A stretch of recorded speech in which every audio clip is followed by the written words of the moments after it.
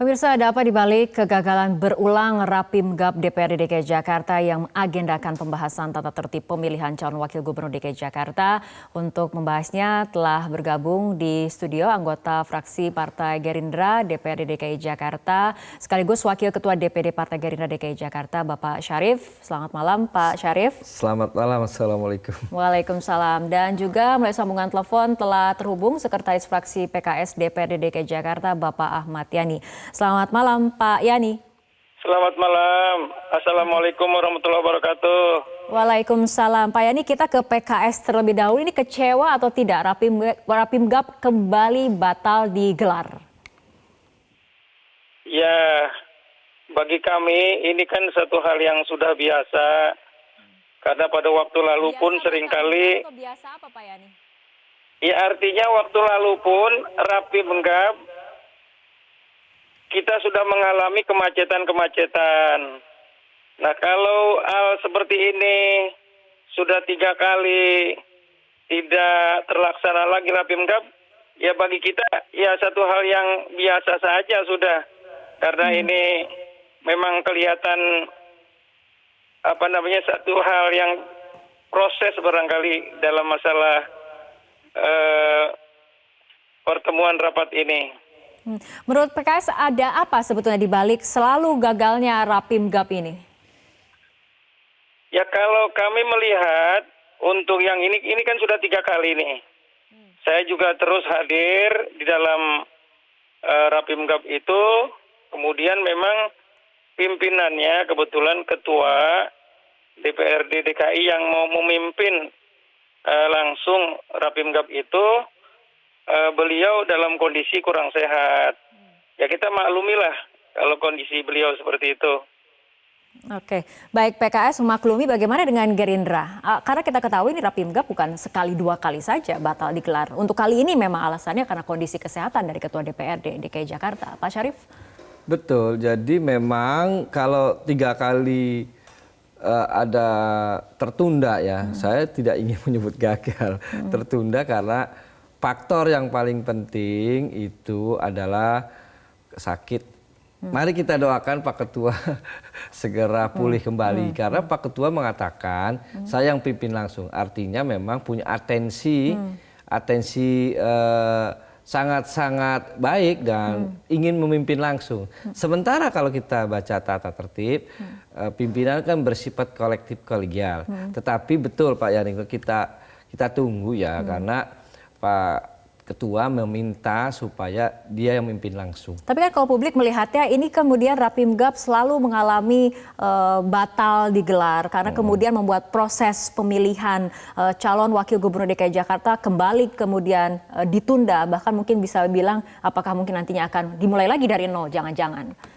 Oh enggak, itu kan agenda Rapimgab itu kan yang pertama soal tata tertib DPRD yang sudah dibahas oleh saya dengan pimpinan sementara. Ada rencana tata tertib itu dimasukkan, tata tertib pimpinan wakil gubernur dicangkok di dalam batang tubuh tertib peraturan tentang tata tertib DPRD. Jadi Pak Ketua meminta waktu untuk lebih mendalam, lebih memperhatikan pasal dan ayat, diberikan cukup waktu lah ya. Karena beliau akan memimpin langsung. Menurut saya belum ada tanda-tanda ke arah situ. Jadi ya ini normal aja. Toh belum lama loh, baru 3 minggu. Baru 3 minggu, tapi kemudian kursi wakil gubernur DKI Jakarta sudah lama kemudian kosong seperti itu. Prosesnya, dan warganya kemudian menunggu kapan ini kemudian akan diisi oleh siapapun yang dipilih. Nah, dari PKS sendiri, apakah betul sebelumnya ini mengusulkan kembali adanya Pansus Wagub DKI? Kami pada waktu lalu memang sudah membahas tatip DPRD ya. Cuma memang tatip DPRD itu belum disahkan. Nah, pada saat itu kami berupaya meminta agar hasil pansus itu tentang masalah pemilihan wakil gubernur dimasukkan ke dalam tata tertib DPRD gitu. Tetapi teman-teman waktu lalu di panitia khusus itu untuk tata tertib DPRD mereka belum bisa menerima kalau gitu dipisahkan seperti itu. namun dalam proses perjalanannya, waktu draft rancangan tata tertib yang memang sudah dibahas oleh Pansus untuk tatip DPRD ini dibawa ke Kemendagri, kemudian ada rekomendasi dari Kemendagri, salah satu diantaranya adalah agar untuk pemilihan gubernur ataupun wakil gubernur itu dimasukkan ke dalam tata tertib itu. Dan ini memang saat ini belum dimasukkan. Baik. Versi Pak Syarif seperti apa? Ya seperti itu. Jadi ada 2 track ya. Track yang pertama adalah pansus yang dipimpin oleh Pak Ongen Sangaji, pansus tentang tata tertib pemilihan wakil gubernur. Itu sudah rampung sekitar awal bulan Juli 2019. Kemudian track yang kedua, saya pimpinan sementara dengan Pak Pantas Nainggolan menyusun rancangan tata tertib DPRD DKI. Jadi ada 2 track nih. Oke. Nah, memang didapat informasi dan saya lihat juga suratnya dari Kementerian Dalam Negeri agar hasil pansus itu tata tertib pemilihan wakil gubernur dicangkok di dalam batang itu. Tapi pada situ kami beberapa teman keberatan karena apa? Ada satu hal penting, mendesak tata tertib disahkan sehingga kalau itu dicangkok menimbulkan perdebatan kembali sehingga agak terhambat pengesahan tata tertib DPRD. Baik Pak Syarif dan juga Pak Ahmad Yani, apakah betul ada upaya saling jegal untuk duduk di kursi DKI kedua ini? Nah, jawaban dari Pak Syarif dan juga Pak Ahmad Yani kita harus tahan dulu karena kita akan ikuti jeda berikut.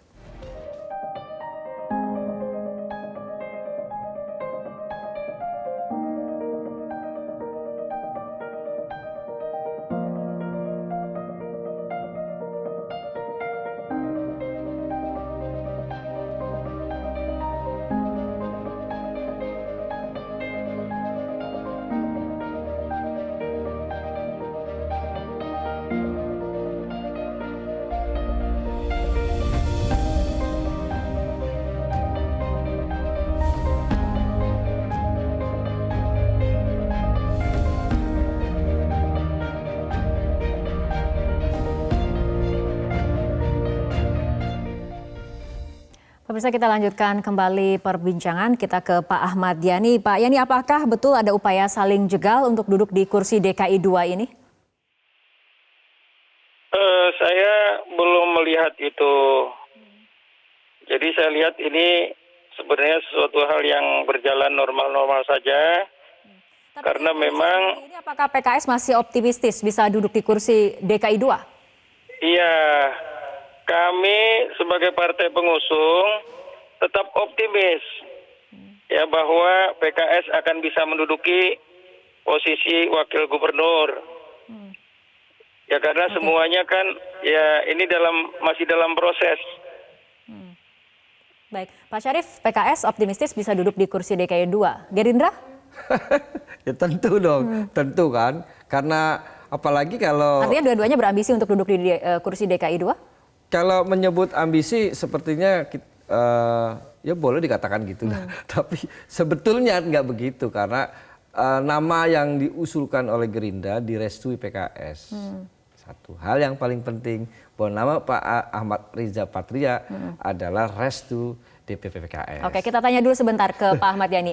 Restu datang dari PKS untuk Bapak Ahmad Riza Patria, Pak Yani?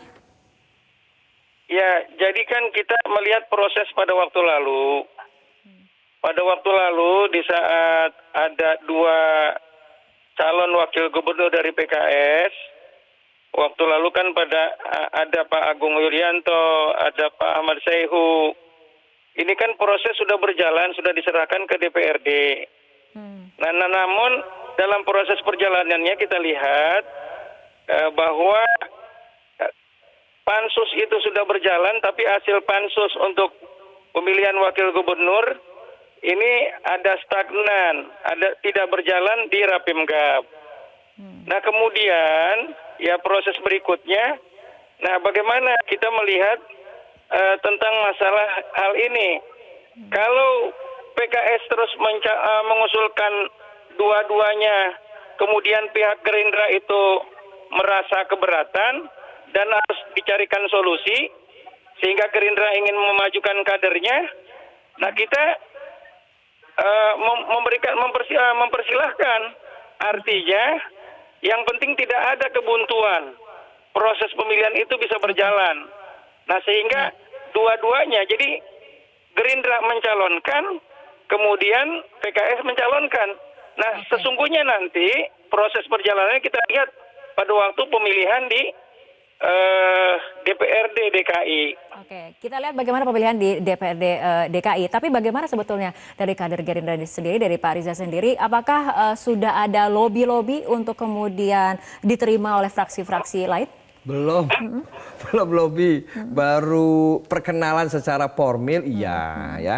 Sudah selesai, tinggal satu kita merencanakan berkenalan di hadapan pengurus teras PKS. Oke, tapi apabila di atas kertas hitungannya seperti apa Pak Syarif? Masa dapur dibuka-buka ya. Boleh sedikit, biar pengamat yang mengatakan lah ya. Tapi dari evaluasi ataupun analisis dari Ya Gerindra syukur sendiri? alhamdulillah sudah baik, Pak Arija diterima dan Bang Anca juga diterima. Yang paling terpenting kan adalah last minute di dalam panggung politik itu biasanya last minute. Boleh saja kami optimis, kemudian PKS optimis, tapi nanti one man one vote itu last minute yang akan menentukan. Sepanjang saya alami, ya alhamdulillah, syukur alhamdulillah diterima oleh teman-teman fraksi di PKS juga termasuk menerima, karena kita mau juga melakukan audiensi itu. Oke, Gerindra mengatakan sejauh ini diterima oleh fraksi lain. Bagaimana dengan Pak Nurmansyah Lubis? Karena kemudian ada yang menilai di atas kertas ini nampaknya cawagup dari PKS ini kalah dari Gerindra. Tanggapan dari Pak Ahmad Yani? Ya, kita nggak boleh mendahului takdir, ya. Bahwa ini semua dalam proses, ketentuan adalah di tangan yang maha kuasa, gitu. Bahwa ini terus bisa berjalan, nah lobby-lobby silaturahim terus dilakukan, nah bahkan ada pendapat yang mengungkapkan bahwa bisa jadi Pak Nurmansyah Lubis ini karena dengan upaya yang dilakukan ya memperkenalkan diri masyarakat mengenal, kemungkinan besar beliau menang tipis dari Pak Patria itu. Oke, baik. Tapi artinya Pak Ahmad Yani setelah Rapimgab hari ini batal digelar, direncanakan pekan depan akan digelar. Apakah mungkin DKI Jakarta akan memiliki cawagup untuk di akhir bulan Februari ini? Iya, ya ini, kalau mungkin bulan Februari, mungkin kita melihat ini ya, kemungkinannya ini kan udah tanggal berapa? Tanggal 10. Karena kalau sepekan lagi kan tanggal 17, belum lagi nanti tentang masalah tata tertib pemilihan itu mungkin ada dari teman-teman. Jadi ringkas saja mungkin atau tidak DKI Jakarta memiliki wakil gubernur DKI yang baru? Iya, ya kita optimis bahwa harus terpilih itu wakil gubernur. Baik, ya. Pak Syarif. Nah waktunya kapan? Nah ini yang kita belum bisa prediksi. Oke, dari segi waktu untuk Pak Ahmad Yani belum bisa memprediksi. Dari Pak Syarif sendiri, apakah di akhir bulan Februari ini mungkin terpilih wakil gubernur DKI Jakarta?